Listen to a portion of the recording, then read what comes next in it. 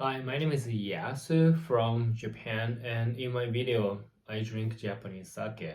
And today I'm drinking this sake from Wakayama Prefectures, which is I don't know where Wakayama Prefecture is located. I think it's in Kinki region, like close to Osaka, probably. But to be honest, I don't know. I should have checked. But after I finish taking this video, I'm gonna check it. But anyway, so name of this sake is called Kido. It's a junmaiginjo. The name of the sake brewery is Heiwashuzo. Heiwa means peace. So it's just a good timing for all the things that's what's going on in the world right now. So let's see how this sake is gonna taste like. And as always, I use this special Japanese sake glass from Kagami. It's such a beautiful blue sake glass. So, cheers. The first way smell.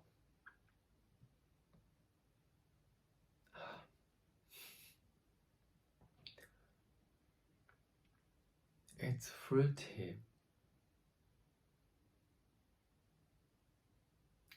Little bit sourness. It's a good smell, and then the flavor is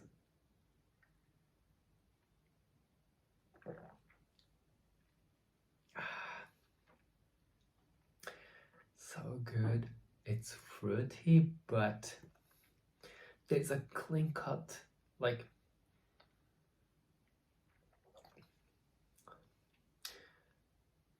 I can taste the fruity flavor, but there is no aftertaste. I enjoy the fruitiness, the sweetness. That's it. It's really clean cut flavor. It's really, really good.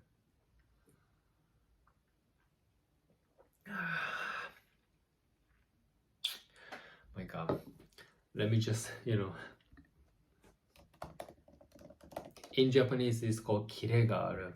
I'm really trying to learn the terminology and the vocabularies to convey what I'm feeling whenever I drink sake, because I'm not good. I can only distinguish whether it tastes good, but or it's not my style, or it's not really what I'm looking for. I can only say those three things. But life is all about learning, so I'm trying to learn a lot of different ways to describe how I feel, how I taste, and everything. This is good. If you're looking for something fruity but fresh, clean, fruity flavor, this is the one. Let me just remind you, not like I'm drunk, but yeah, I'm drunk, but let's say the name of the sake is called Kido, Kid, junmaiginjo sake from Wakayama Prefectures, and the sake brewery's name is Heiwashuzo, the Peace Shuzo.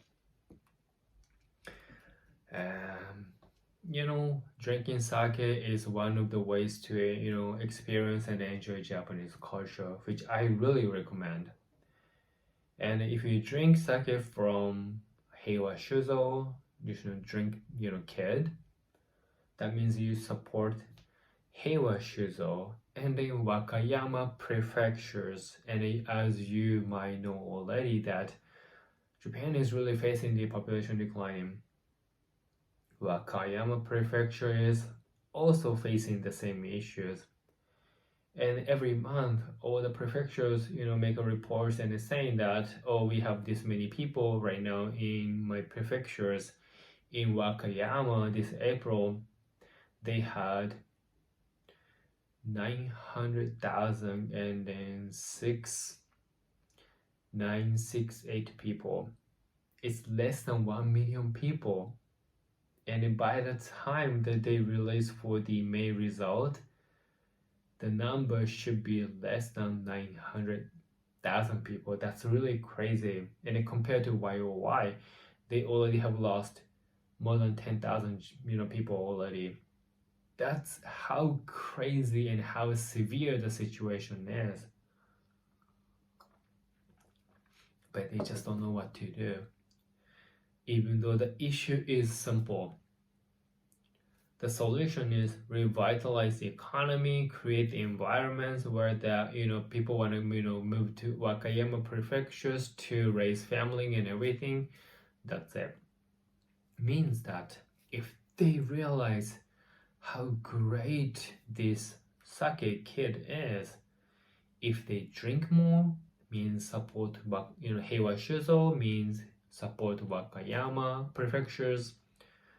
So if you ever wonder which sake you should consider trying, I recommend kid. But anyway, and whenever I make a video, I talk about sake and then I talk about Japan. And let me talk about the commercial building, office building. Vacancy rate situation is in Tokyo in April, because that's a huge indicator how well the real estate market is doing in Tokyo, aside the residential property. And there is a company called Miki Shoji, and then they mainly deal with those office buildings and everything, and they make reports every month that vacancy rate, average rent, and everything in Tokyo, Kanto region, Kansai, and other areas as well. And then they released the April result. So this is the follow-up video for the March one. So in Tokyo, they specifically focusing on Shibuya Ward, Shinjuku Ward, Minato Ward, Chiyo Ward, and then Chiyoda Ward, because those are the major business districts in Tokyo. And then April 2022, the vacancy rate is, the average one is 6.38%. So here's the thing.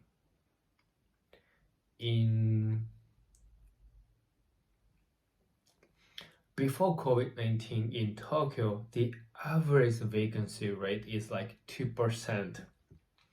So COVID obviously has been affecting the entire market, and then it's 6.38%. But here's the thing, compared to YOY, means 2021 April, the vacancy rate actually went up, because back then it was 5.65%. This is not really good. The indication is either more company decided to go for the remote working situation, so they cut back the offices and everything, or